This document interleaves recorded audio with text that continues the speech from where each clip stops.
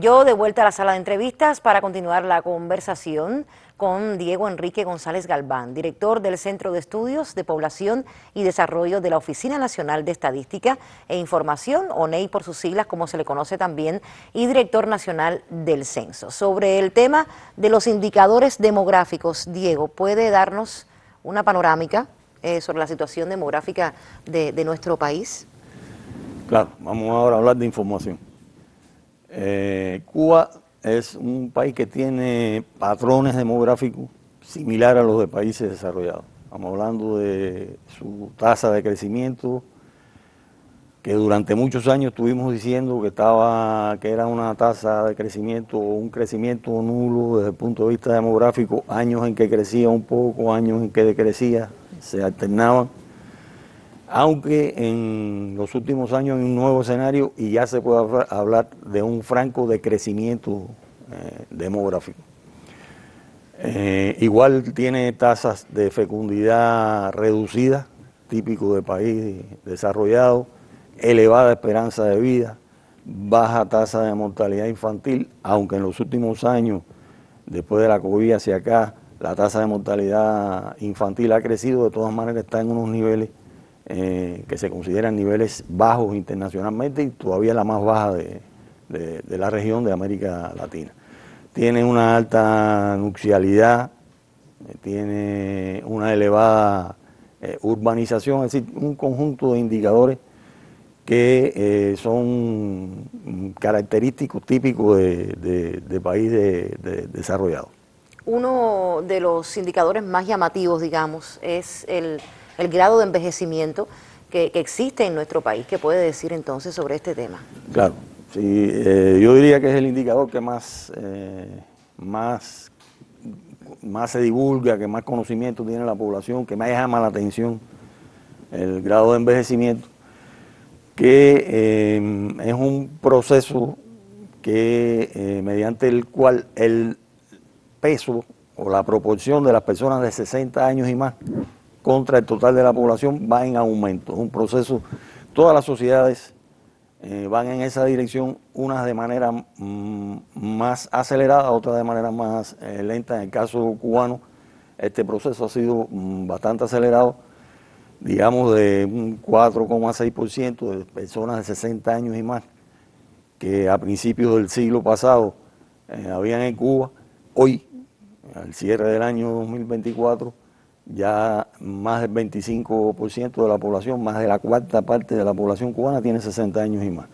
Ese recorrido que Cuba hizo en poco más de un siglo, 120 años, algo así, los países europeos tardaron 300 años, 3 siglos, 3 siglos en hacerlo. Sí, ha sido un proceso que se ha caracterizado por el ritmo acelerado que lleva, y ya en este momento hay que decir que el nivel del envejecimiento en Cuba también es elevado.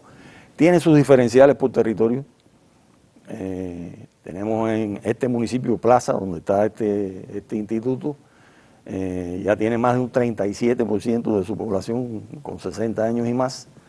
Y en el extremo opuesto está Yatera, en la provincia de Guantánamo, con un 17% de población con 60 años y más. Pero hay que tener claro, yo creo que es necesario aclarar que aún ese 17% que tiene Yatera ya es un nivel notable de envejecimiento, no clasifica como un envejecimiento bajo de la población. Tiene una estructura, digamos, desde el punto de vista de la edad de la población media. No clasifica como bajo. Si hay ese diapasón en los niveles de envejecimiento, pero ya en todos los territorios, en todos los municipios cubanos, el nivel de envejecimiento es notable. ¿Podemos decir entonces que somos un país envejecido? El número de nacimientos igualmente llama muchísimo la atención, Diego. ¿Desde cuándo se ha entonces comportado de esta forma ese indicador? Claro, el envejecimiento tiene que ver con los nacimientos. Digamos, en un análisis de una serie de nacimientos de principios de los 60, en la primera mitad de los años 60 hubo lo que se conoce en la historia demográfica de Cuba como la explosión de nacimientos cubanos, el baby boom. Creció de manera extraordinaria el número de nacimientos y por supuesto la tasa global de fecundidad, que es el indicador resumen del nivel que tiene la fecundidad en Cuba. En esos momentos la tasa andaba por más de 4 hijos por mujer al final de su vida reproductiva. Ya en la segunda mitad de los años 60 comienza un descenso en la fecundidad, número de nacimientos y también en la tasa global de fecundidad, que se mantiene hasta la actualidad, pero que hay un momento en que baja de 2, es decir, se asume que la población, para poderse reproducir a sí misma, debe cada mujer en promedio dejar al menos 2 hijos al final de su vida reproductiva. Bueno, ese momento en Cuba fue en el año 1978, por ahí, a partir de 78 bajamos de ese 2 de tasa global de fecundidad y nunca más nos hemos vuelto a acercar a ese valor, y la tendencia ha sido con altas y bajas, pero la tendencia siempre al descenso hasta llegar al año 2024, que cerramos el año con 1,29 promedio de hijos por mujer, una tasa realmente muy baja internacionalmente. ¿Cómo se ha movido entonces la población a lo interno, digamos, del país? A lo interno tal vez sea lo que menos ha variado en la dinámica demográfica de Cuba. Es decir, los nacimientos han descendido notablemente, las defunciones han aumentado, y la otra variable, que es la migración interna en este caso, se ha mantenido más o menos con el comportamiento tradicional que tenía. Es decir, hay un flujo tradicional de algunas provincias hacia otras. Hay provincias emisoras de población, hay provincias receptoras. Las provincias emisoras más bien están concentradas hacia el oriente. Algunas del centro son emisoras y otras expulsoras de población, y en el occidente, donde está el centro de atracción aquí la capital. mayor de la población, la capital, que hablábamos Matanzas. de eso, de la inmigración interna, es entre provincias, ¿no? Entre provincias internas del país. ¿Cómo se calcula entonces la población, Diego, efectiva de Cuba, y en qué se diferencia entonces del cálculo que se realizaba antes, digamos? Ya, muy bien. El método de cálculo es el mismo. El método de cálculo parte de una población base inicial. Regularmente son los censos de población. El censo del 2012, vamos a tomarlo de ejemplo.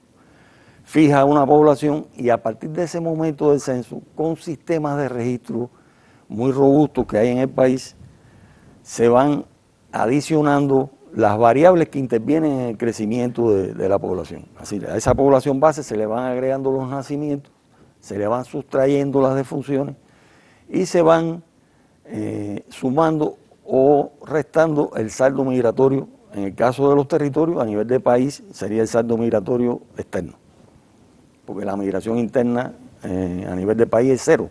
Son las mismas personas que van de un lugar para otro, y por tanto el saldo es cero. Pero el saldo migratorio externo sí es de signo negativo desde hace muchos años, y acentuado de hace unos años hacia acá. Entonces, ese método de cálculo nosotros desde el año 2012 lo venimos realizando de año en año. Toda esa estadística tiene una base legal, tiene una normativa jurídica. Los nacimientos están en el registro civil, las defunciones igual, las migraciones están en toda la normativa que tiene la Dirección de Identificación, Inmigración y Extranjería. Es decir, todo es estadística sustentada sobre registros administrativos. ¿Qué sucede? Que las regulaciones respecto a la migración externa favorecían que en ese cálculo de población que estábamos haciendo hubieran personas, se mantuvieran personas que estaban entrando en esa cuenta, se mantenían en esa cuenta, en ese número que estábamos dando de población, pero que realmente no estaban, de manera efectiva, no estaban en el país. A fines del año 2023 se aprueba la ley de migración, introduce en su normativa que para ser considerado migrante o inmigrante había que tener una permanencia en el país de 180 días o más en un año calendario. No tiene que ser de manera consecutiva, sino en un año acumular 180 días o más de permanencia en el país para ser considerado población efectiva.